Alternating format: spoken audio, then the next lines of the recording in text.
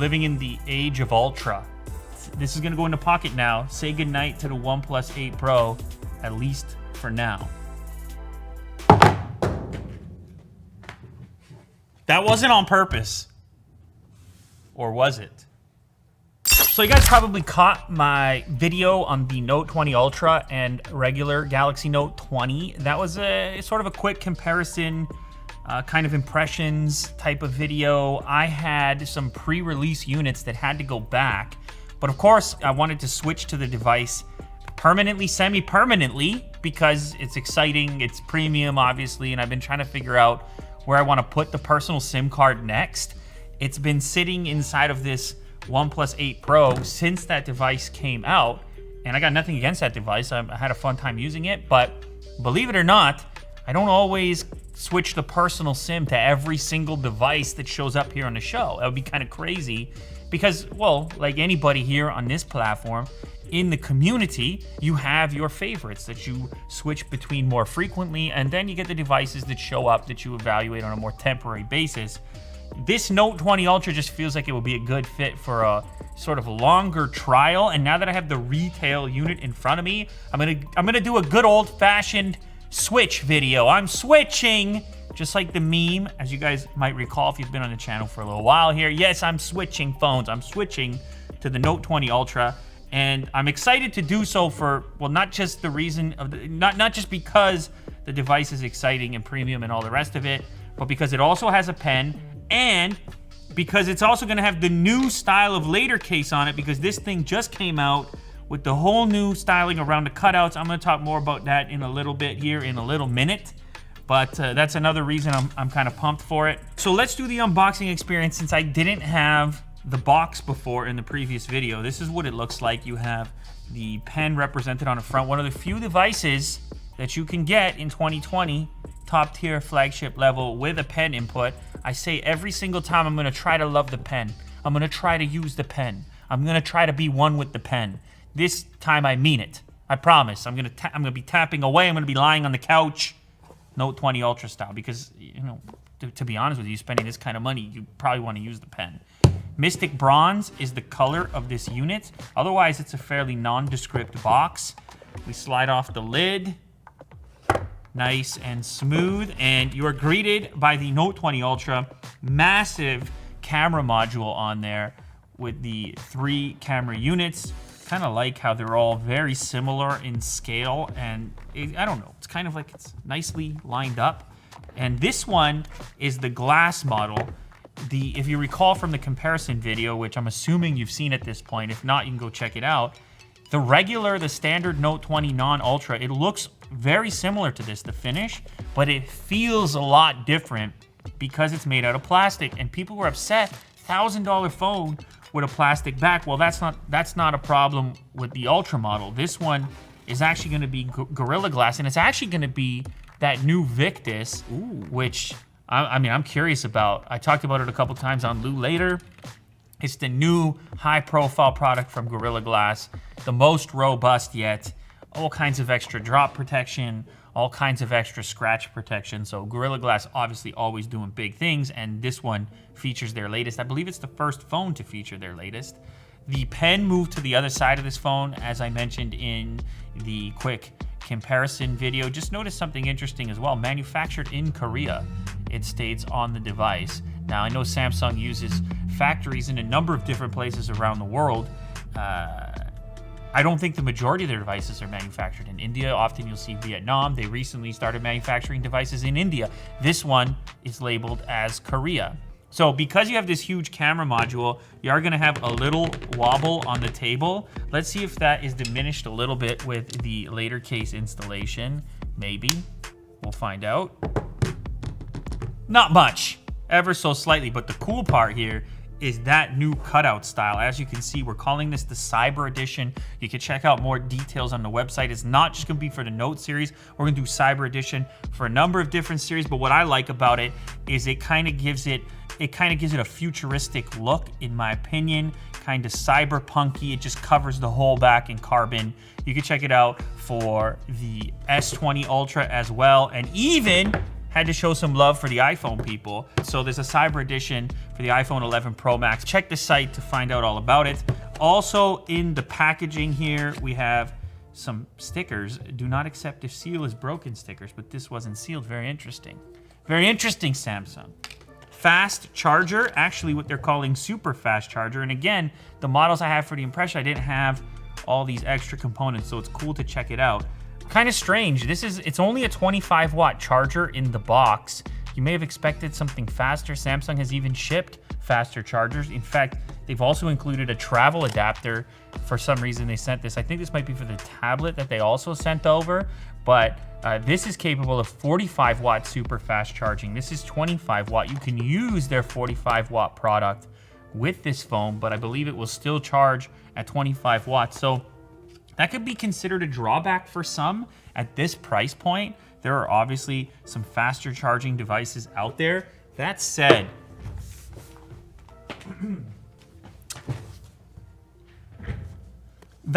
some people make the argument they don't need anything above a particular speed because they're worried about battery degradation and all the rest of it. But we have seen a number of the Chinese brands putting out 100 plus watts of charging these days. So some people are going to be paying attention to that. Anyways, this one is 25 watts.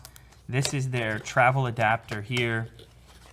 That's capable of 45 watts, and it's obviously a little bit larger. But again, you need a device that's capable of utilizing those 45 watts. So anyways, charging options from Samsung. They also do 15 watt wireless charging. I've always been a fan of wireless charging, so I may go that route as well. Of course, at the expense of a little bit of speed. Also inside the package, we have a USB cable, and it's a typical Type-C to Type-C. And lastly, is this anything? This is just a little extra protection in there by the looks of it. Okay, cool. So we have an unboxing experience finally and on camera.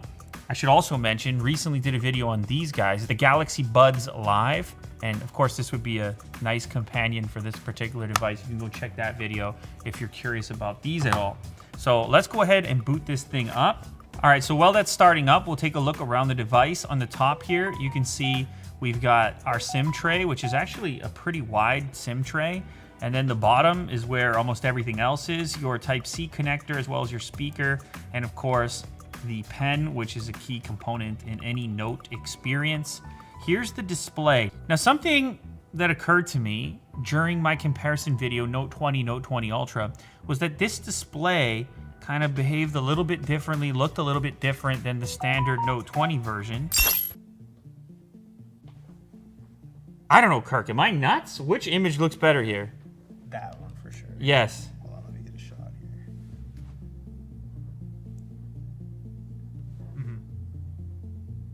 here. Even though this would be the more premium model and have a higher resolution and all the rest of it. So I'm curious now that I have a retail model if I'm going to notice the same thing. I mean, it's a very vibrant, obviously nice looking OLED display. Let's go in here and see. I'm going to set it to dark, turn off adaptive, motion smoothness.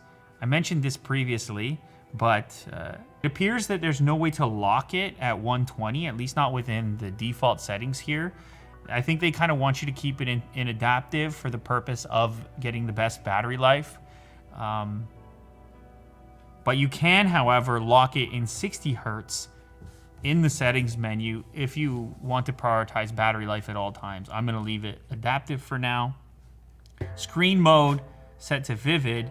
I wonder what happens if I go to the advanced settings. Now, another thing some people had mentioned in the comments section was that maybe I did not have the video enhancer turned on. So let me just peek for that real quick. Where do they hide that thing? There it is. Video enhancer. So I'm going to turn this on as well. Now that doesn't change anything in the OS. It's only actually going to impact the video player, Google Play Movies and TV, YouTube, and Netflix as far as the pre-installed apps are concerned. But that said, I was analyzing YouTube videos, but then I was just analyzing pictures on Google Images. So I don't think that was the issue. You know, the other speculation was that it could have something to do with the new Gorilla Glass. I just think the displays work a little bit differently, behave a little bit differently. And Look, saturation is not necessarily a good thing. It's some people, you know, there's a taste thing that goes with it. And some people might like a more subdued display like this one has. And by no means is this one lacking saturation. It was just a curious finding that I had between this and the Note 20. Now, the other thing I like to do is enable the maximum resolution. There is a battery expenditure here as well, but I feel like if you have 3088 by 1440 resolution, you're gonna wanna see it. So that's WQHD Plus now, maxed out, very nice. Very sharp. I find when I'm scrolling YouTube, for example, with that extra resolution, you can really, depending how far you hold the phone from your face, but I'll be scrolling thumbnails like somewhere around here, and I can actually notice the difference between a high-res display. Now, is it the most important thing in my life? No, but I play with these things all the time, so it's something that I pick up on, something that I notice. Now that this is booted up, of course, we're gonna have to go ahead and insert the SIM card. Now, as I mentioned, I have been using the OnePlus 8 Pro. I've actually been really happy with this device. I've been happy with battery life. It doesn't have the biggest battery in the world. It's been a good performer though. So there's some things I'm probably gonna miss on here, including this silence switch, the textured switch that I use all the time. The form factor, this one, I mean, this is a big phone. This is a bigger phone. It feels bigger. It's a little edgier in the hand.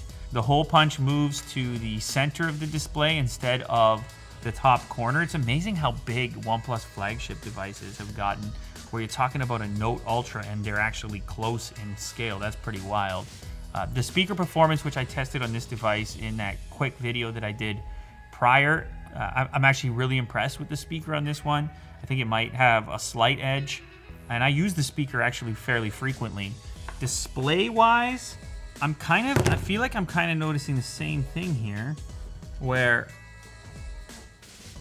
the OnePlus display may have slightly more pop to it. The color balance is obviously different, as I'm sure you can tell. Now you can shift the color balance on the Samsung side by heading into the settings once again, back to the display, and when I go to here to vivid mode, I can shift the white balance. So it's a little bit warmer than the OnePlus. Let's say I go down to this, a little closer to cool on that setting, and go back over here. See, I kind of prefer that color balance myself. There's an argument that it might be a little tougher on your eyes, the blue light stuff, but that's more to my taste right there. You also get a sense here for how much bigger the display dimension is on the Note series. It is a little bit larger. You have this bar at the bottom, which is taking up some of the screen, but you notice it a bit. It really goes edge to edge. It's a kind of a perfect or closer to perfect rectangle. But I will say, I feel like this has more contrast. For whatever reason, I feel like the OnePlus display has more contrast. I felt the same way about the standard Note 20 series. That's kind of interesting. This is the premium flagship model, but it's slightly more subdued display. What else can I say about the OnePlus? Well, the cameras are okay. It's nothing too crazy. I never really got blown away. I've been a bit lukewarm on the various camera apps and camera software that OnePlus has been using, and it matters less at the sub-premium level, but once you get up to like $1,000 or close to it, you really start to examine that just with a little bit more attention. I've said previously, I'm into the pixel aesthetic when it comes to just how software treats photos and videos. But this one, I mean, based on my limited exposure to it, it looks pretty promising, particularly what they've done to fix autofocus or improve autofocus from my last major Samsung experience, which was the S20 Ultra. So this is the camera app right here. And I'm gonna go ahead, why not just snap a couple quick photos. Let me just line something up here. This is the standard focal range. Bang. We have the zoom, 5x. Boom. And of course the wide. Now the one that I'm most excited for is obviously the main camera, the standard focal range. The zoom actually came out a bit blurry. Now I'm holding the thing, it's not the brightest in here, and I'm not a huge zoom guy, but that image right there, kind of into that. You have a nice sort of roll off with the focus into the background. Another exciting thing about this is the ability to shoot super high resolution video up to 8K actually, rear video size. Look at this, 7680 by 4320, and I tested the autofocus in the original video and it actually worked really well, and it's just obviously a ton of pixels, so that's another exciting thing that I want to experiment with, obviously. So for me, the story of this phone is the camera and the potential improvements on the camera over the S20 Ultra, which was a phone that I liked, the battery life, how that holds up, and then the pen, and whether or not I can finally get into using the pen on a more frequent basis to the point where I really feel like I'm getting an advantage from it. They've added some features. Apparently, it's more precise now. You can see there's a demonstration here for air actions. We'll see if that ends up taking place. Of course, I'll report back eventually. But it's a premium device. It's not going to be for everyone just because of the price tag. But it will be for me for the foreseeable future, because I'm going to go ahead and insert my SIM card if I can track down the SIM tray, which was on one of these. There it is. Not the SIM tray, the SIM tool. Man, my SIM card has been in that phone for so long. I'm realizing it right now.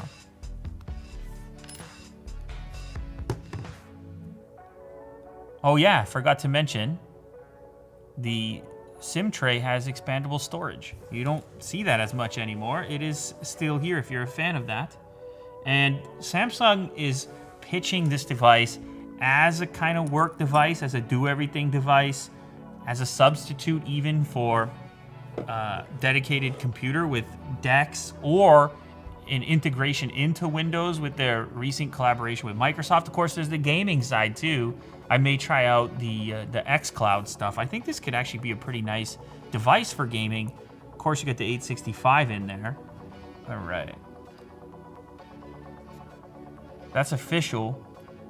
That's the main SIM card making its way into the latest from Samsung, the high-end Note 20 Ultra in Mystic Bronze, which of course you know I've covered up with carbon because that's the way I like to do it. That's the texture I'm looking for. But this is gonna go in the pocket now. Say goodnight to the OnePlus 8 Pro, at least for now. That wasn't on purpose. Or was it? I gotta be over 18 years of age to play this. Listen to the audio though. Yeah. See, now that I've got this game loaded up, I feel like I can appreciate the display a little bit more. Because that OLED looks really nice over here. And this, another thing that you may not pick up on, this hole punch, this front-facing camera is tiny. It's the small, maybe the smallest I've seen. The black border around the camera module is incredibly slim. And of course, it's even smaller than what they put into the regular Note 20. It's hard to imagine how they could make it even smaller than that is. Probably the next step is just hiding it under the display completely.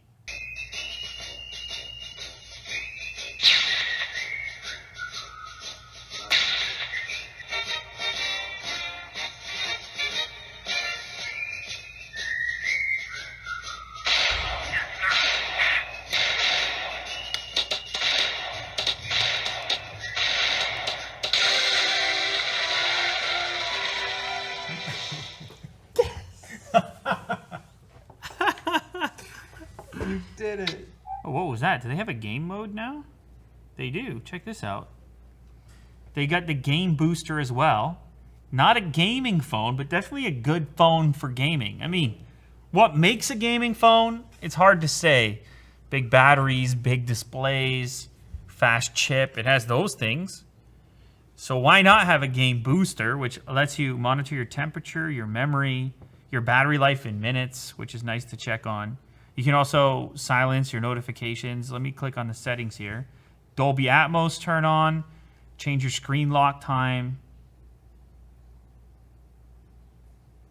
Change the performance mode. refresh rate. It's kind of nice. The auto-generated username was Cumulative Liquid. I'm pretty sure that's what it was. Wow, but the sound on here is good. With the Dolby on, it's loud.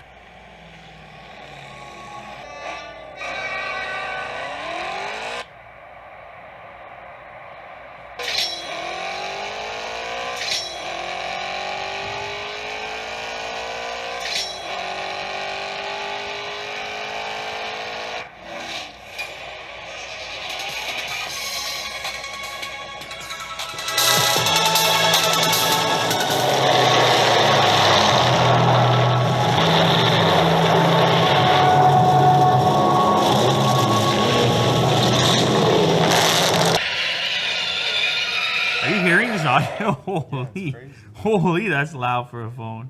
Yeah, listen, it's a powerhouse phone with a powerhouse price.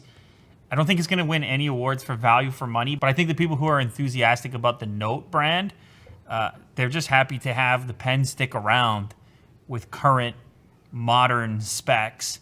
And it's hard to argue that with having access to the pen, if you do use your phone as your kind of main computing device, then it does give you an extra level of precision that your finger can't give you. So I do understand why this series has stuck around and why it's popular amongst a bunch of users. I'm just going to try to adapt to the pen life. I'm going to try even more than I have in the past to see if the pen serves a purpose in 2020. Send me your suggestions why, things you use the pen for and why you think the pen is indispensable if you've been a Note user up until now. But anyways, there you have it. Note 20 Ultra. Ultra! We're living in the age of Ultra as far as smartphones are concerned. Or Pro. I don't know which is more common. Ultra's going to become more common. Pro? What do you pick? Pro or Ultra? Ultra. You want Ultra over Pro. Or, Ultra's better than Pro? I mean, Ultra does sound... What's better than Pro? Ultra. Where do you go after Ultra, though? Ultimate. Ooh. You go to Ultimate, and then there's nothing after Ultimate. And then you start going into infinite or infinity, because then you just can't even measure it. Samsung Galaxy Note 20 Infinite. It just goes, it's on forever. And they've already got they got Galaxy in there already. Galaxy's big. I think you nailed it. I think you did the marketing. Universal.